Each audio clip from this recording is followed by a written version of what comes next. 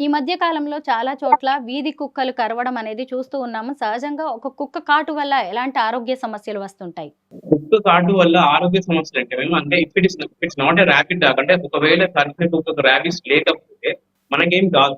But ఆ byte side దగ్గర మాత్రం వూండ్ ఉంటది, పెయిన్ ఉంటది, స్వెల్లింగ్ ఉంటది. సో దానికి మనం ఫస్ట్ అసలు డాగ్ బైట్ కాగానే ఫస్ట్ మనం ఒక సోప్ వాటర్ తోని గాని దేనితోని ఫస్ట్ వాష్ చేసుకోవాలి. ఒకవేళ అది అంటే ఈవెన్ మార్నింగ్ గాని ఆఫ్టర్‌నూన్ అయితే ఎక్కడైతే బైట్ సైట్ ఉంటదో దాన్ని డైరెక్ట్ సన్‌లైట్‌కి ఎక్స్‌పోజ్ చేయాల్సొస్తది. అట్‌లీస్ట్ ఒక 5 మినిట్స్ ఎక్స్‌పోజ్ చేస్తే వైరస్ అక్కడే చనిపోతది.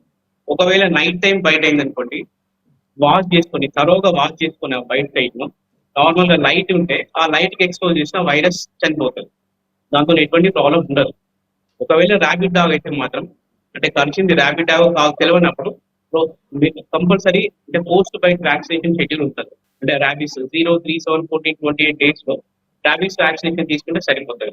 ఒకవేళ బైట్ బాగా డీప్ ఉంటే దానికి ఇమ్యునోగ్లోబులిన్స్ అనే ఇంజెక్షన్ దొరుకుతాయి. అంటే ఎక్కడైతే బైట్ అయితుందో అక్కడే వాళ్ళు ఇంజెక్షన్ ఇన్ఫిల్ట్రేట్ చేస్తారు ఇమ్యునోగ్లోబులిన్స్. అది సరిపోతది దానికి. ఒకవేళ పెయిన్ ఎక్కువుంది, ఇన్ఫెక్షన్ ఎక్కువైతుంటే దానికి తగ్గట్టు యాంటీబయాటిక్స్ కానీ, పెయిన్ కిల్లర్స్ కానీ వాడితే సరిపోతది.